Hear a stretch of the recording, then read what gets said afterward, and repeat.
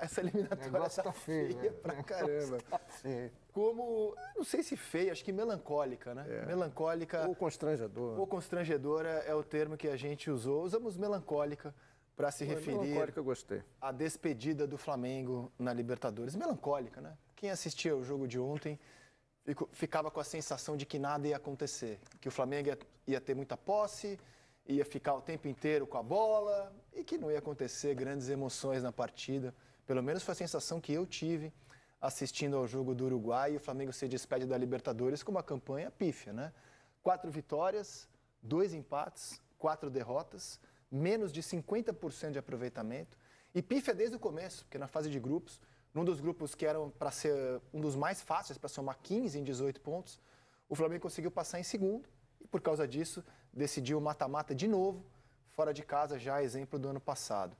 Rodemos aqui os momentos de Peñarol 0, Flamengo 0 e Maestro, qual a sua análise dessa eliminação rubro-negra? A eliminação aconteceu no jogo de ida no Maracanã, né?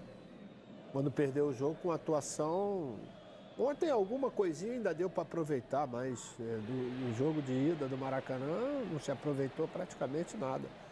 Eu acho que foi o espelho exatamente de toda a campanha que foi feita, entendeu? Escolhas erradas às vezes, né? E o próprio planejamento, o fato de você decidir o segundo jogo fora de casa, independente de quem seja o adversário, é sempre complicado, é sempre difícil numa competição, como a gente sabe que é a Libertadores, entendeu? Ainda mais quando você pega um time como o Peñarol, que não tem nada demais, é organizado, é um time que se defende bem, que usa de todos os artifícios e recursos, né? Você vê o tempo que perde o goleiro, quer dizer, as provocações, tudo isso, mas faz parte das características da competição. E o Flamengo não conseguiu, ficou com a bola há muito tempo, mas praticamente não obrigou, né, o goleiro adversário a fazer defesas milagrosas. E individualmente, alguns jogadores muito mal, né? Arrascaeta numa noite horrível, De La Cruz. Muito mal. E mais uma noite, né? Vamos combinar que o Arrascaeta, o jogo de ida também, o jogo de ida talvez tenha sido o pior jogo do Arrascaeta nesse período dele de Flamengo. O De La Cruz também, no jogo de ida também muito sumido ontem também, e assim, o que der... Principalmente o De La Cruz, eu acho que é um jogador que ele depende muito do físico dele para ele atuar em alto rendimento, porque ele é o cara que ele é reconhecido como jogador de ser um motorzinho, de muita intensidade, de muita movimentação, e a gente consegue perceber que ele não tá à vontade em campo para conseguir jogar.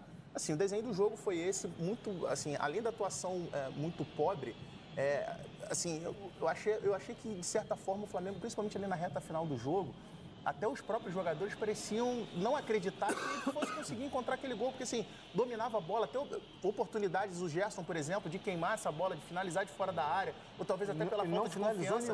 Não finalizava, ficava levantando, chuveirando essa bola para a área o tempo todo. E aí você olha para o time do Flamengo, a qualidade que tem, os jogadores que tem, o time não pode se resumir a isso, a bola na área, a colocar o Davi Luiz, por exemplo, para ir para a área na reta final de jogo para tentar jogar na bola aérea.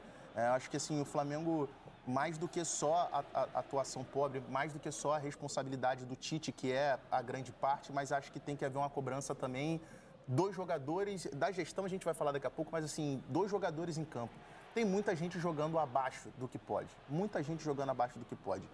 E acho que principalmente esses dois jogadores que são as lideranças de referências técnicas do time, que são Arrascaeta e o De La Cruz. O Gerson também ontem, assim como o time, um pouco mais abaixo, mas esse daí eu acho que um dos poucos que... mas eu acho que é um dos poucos que se salvam no Flamengo nessa temporada muito abaixo. Acho que são Gerson e Pedro, porque, assim... O pouco do momento que o Flamengo teve a mínima regularidade na temporada foi graças a esses dois jogadores, a Gerson e a Pedro. Você acha que o Pedro vinha salvando o Flamengo? O desempenho individual do Pedro vinha ofuscando a falta de repertório do Flamengo? Assim, eu acho que de certa forma também, mas eu acho que também as oportunidades que eram criadas também tem um pouco do que o time conseguia encontrar ali. E aí eu acho que também não dá pra gente tirar total mérito do trabalho. Mas, sem dúvidas, assim, a ausência do Pedro, a perda do Pedro na temporada, cara, porque o 30 Pedro não gols, era né? só... então, o Pedro não era só os gols, se a gente for ver, não tem de cabeça aqui, mas o Pedro tem um número altíssimo de assistências também nessa temporada. Então, ele não estava sendo só o cara que finalizava, o cara que fazia os gols, ele estava sendo o cara também que preparava as jogadas. E, naturalmente, a média do Flamengo cai pela metade de gols quando o Pedro não está em campo. É muito significativo. O fato é que o Flamengo, mesmo tendo quase 80% de posse de bola no jogo quase todo, fez um jogo ruim.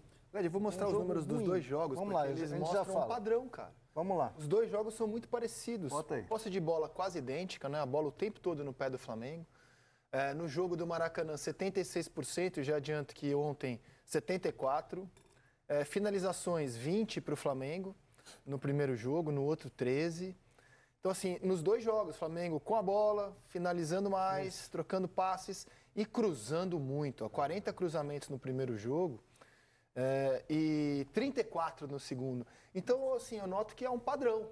Muito volume de jogo, muito cruzamento e pouco perigo para o gol. Uma falta de repertório, né? Uma falta de repertório. Ontem o time teve 13 finalizações. Para um jogo como esse, que ele precisa vencer, que ele fica quase 80% com a posse de bola, Ataque contra a defesa. é né? pouco, mas pouco. finaliza 13, você vai ver Mas lá. em 13 foram 2 no gol. né? 2 no gol, uma chance clara, assim mesmo, fazendo força. É um jogo uma bem chance previsível, clara, né? muito previsível, sem repertório, sem nada. Atuação, o Arrascaeta, com certeza, fez a pior atuação com a camisa do Flamengo. Eu nunca vi o Arrascaeta jogar tão mal. Nico de la Cruz, a pior atuação. O Tite falar, a gente sente muita falta do Pedro. Então, um erro aí. Se o Flamengo foi ao mercado, fez a janela e não contratou um centroavante para a reserva do Pedro, há um erro. Contratou um monte de gente, não contrata você fica dependendo do Carlinhos, já que o Gabigol está fora de forma.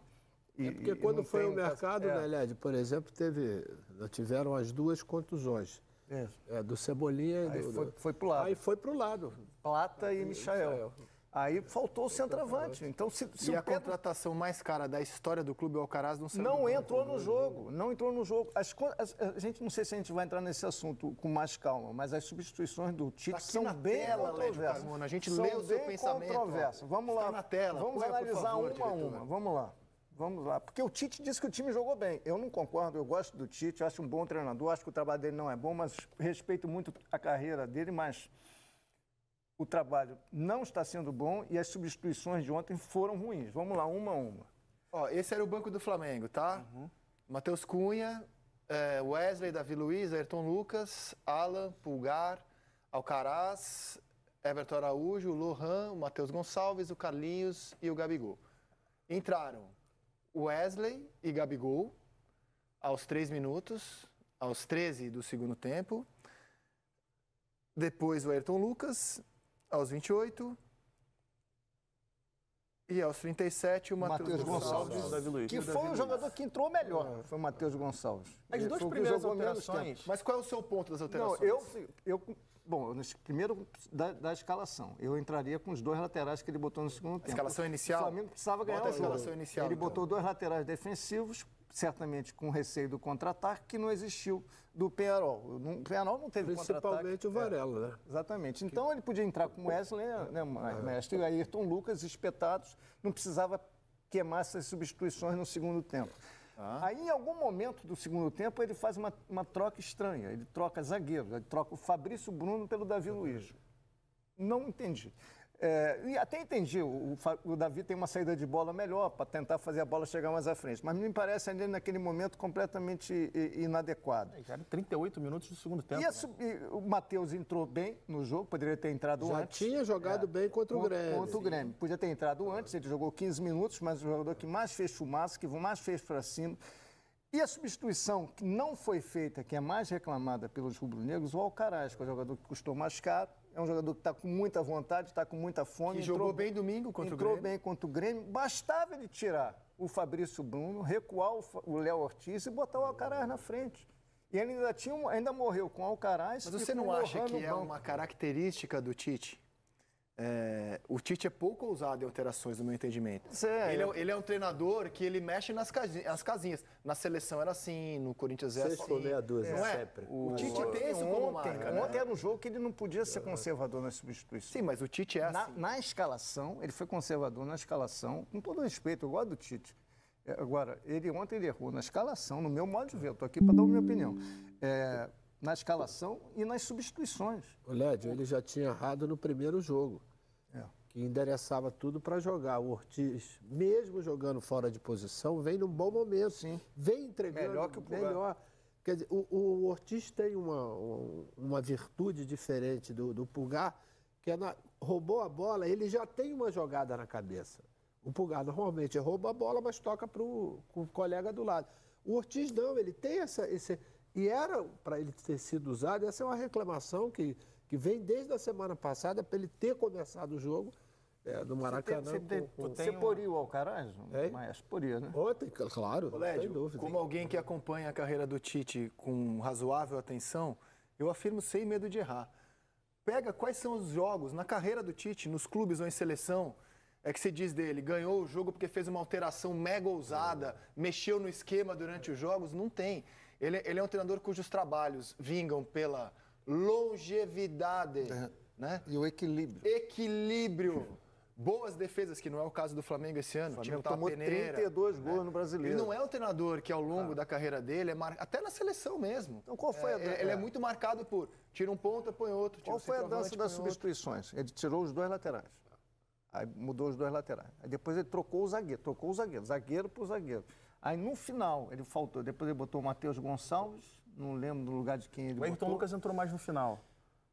Enfim, ele botou o Matheus Gonçalves. Ele entrou com o Gabriel no lugar do Plata. O Plata fez a alteração o Gabigol entrou no lugar do Plata. Só que o Gabigol Gabigol estava fora do jogo, cara. O Gabigol jogou 37 minutos.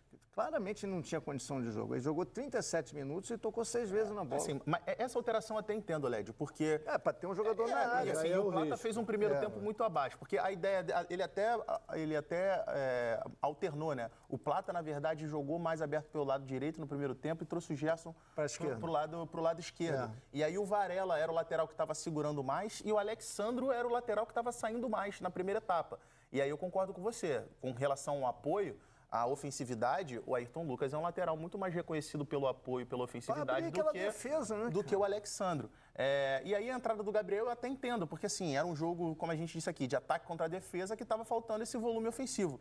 O que eu achei também que não casou muito, o Bruno Henrique foi utilizado para ser, de certa forma, uma espécie de falso 9 pela impulsão, até pela altura, como é muito bom. Então, mas antes do Gabigol ter entrado, o Bruno Henrique já estava aparecendo no primeiro tempo, muitas vezes caindo pelo lado esquerdo. As melhores jogadas do Bruno foram exatamente, pelo menos 2 faltas, eu me lembro assim de cabeça, que ele ganha na velocidade e o adversário fez a falta. E aí, só que com o Bruno Henrique mais aberto pelo lado esquerdo, o Flamengo não tinha volume na área, porque aí tinha que contar com a chegada do De La Cruz e do Arrascaeta numa área que estava muito povoada, e aí cruzava a bola na área para quem? O Arrascaeta é pequeno, o De La Cruz também é baixo. O Arrascaeta no segundo tempo foi muito mal. Então, assim, o Flamengo ficou um time absolutamente engessado, com jogadores fora até do posicionamento. Então, eu até entendi a entrada do Gabriel. Agora, sim, a entrada do Davi Luiz na reta final do jogo, para mim, foi inexplicável. Eu acho que é só uma coisa que questão da construção. E no final ele foi para frente, né? Então, mas a construção agora, não era... Porque, assim, o Davi Luiz, ele não é o articulador. O problema do Flamengo não era tirar a bola de trás para levar para frente. O Flamengo estava fazendo isso com facilidade, até porque tinha espaço. O problema do Flamengo era encontrar espaço a partir da intermediária do Penharol. E, assim, não é isso que o Davi Luiz faz. E o que eu achei incoerente, por exemplo, é que assim, o Carlinhos no primeiro jogo, o Carlinhos entrou com 15 minutos do segundo tempo. E ontem o Carlinhos morreu no banco num jogo que, na minha visão, para entrar com o jogador, para colocar na área a altura, para ficar cruzando bola... Pô, mas espera aí, quando o Carlinhos entra, a torcida fica louca.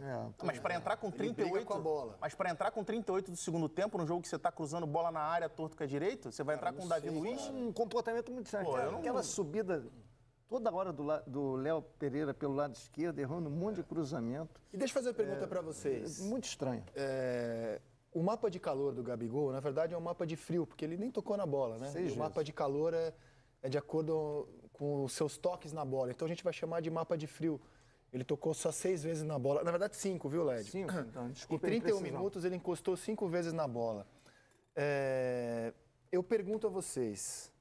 Esse desempenho de nem pegar na bola, isso deve-se ao Gabigol ou deve-se ao time, ou aos dois? Cara, eu não consigo, diante da atuação tão pífia do Flamengo, eu particularmente não consigo apontar e criticar individualmente o Gabigol.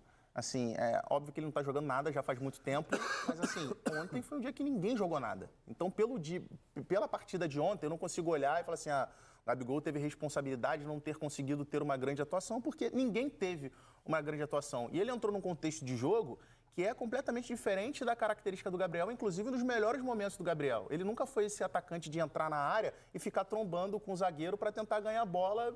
Nunca foi esse cara. Não, Pedro, ele para tocar na bola, o que ele fazia? Ele saía da linha de lá para dar um toque na bola aqui, porque não tinha espaço. Ele estava enfiado ali no meio, fica sem função, na verdade. Agora, já que o Flamengo não contratou um centroavante e anunciou, né? O GE apurou isso, o Flamengo decidiu não contratar um centroavante. Ainda temos alguns meses. O Flamengo tem que tentar melhorar a sua colocação no Campeonato Brasileiro e tem uma Copa do Brasil para disputar. Você vê o Gabigol entrando nesse time, o time se adaptando ao estilo dele, ou vai ser isso daí até o fim do ano? André, é o seguinte, ele teve a oportunidade, infelizmente pela contusão do Pedro, de recuperar um pouco a temporada, né? Só que parece que não vai conseguir isso em termos físicos, né? Para ter essa resposta, né? Porque a oportunidade, ela estava aí, né? O que o time vai fazer, te juro por Deus que eu não sei, entendeu? Porque a continuação do Bruno Henrique jogando como centroavante talvez seja a única alternativa que ele tem. Né? E mesmo assim, a gente vê que o Bruno só tem um rendimento melhor quando ele vai jogar pelo lado. Ele fica ali engessado ali dentro, engavetado entre os zagueiros. A única oportunidade que ele tem é na bola aérea, quando foi que teve uma bola, eu acho, no segundo tempo, foi que ele cabeceou para trás. Que ali sim, ali é um fundamento que ele consegue fazer bem, como se ele fosse um centroavante. Mas todos os outros ali, aquela parede para quem vem de trás, ele não consegue fazer porque não é característica dele. É que para essa bola chegar para o Bruno Henrique na área, o Flamengo precisa ter a profundidade para conseguir fazer esse cruzamento, porque senão vai ficar cruzando bola da intermediária, como a gente viu várias vezes ontem. E o Flamengo, principalmente no primeiro tempo, não tinha essa jogada de profundidade. Primeiro que o Plata, que estava jogando pelo lado direito, é canhoto. Então ele não vai levar essa bola na linha de fundo pelo lado direito. Do lado esquerdo, o Gerson também não é esse jogador de profundidade, é muito mais um jogador para vir para a faixa central. O Alexandro também não é exatamente esse jogador de ultrapassagem. Então, assim, você ficava muito do Bruno Henrique sair da área para buscar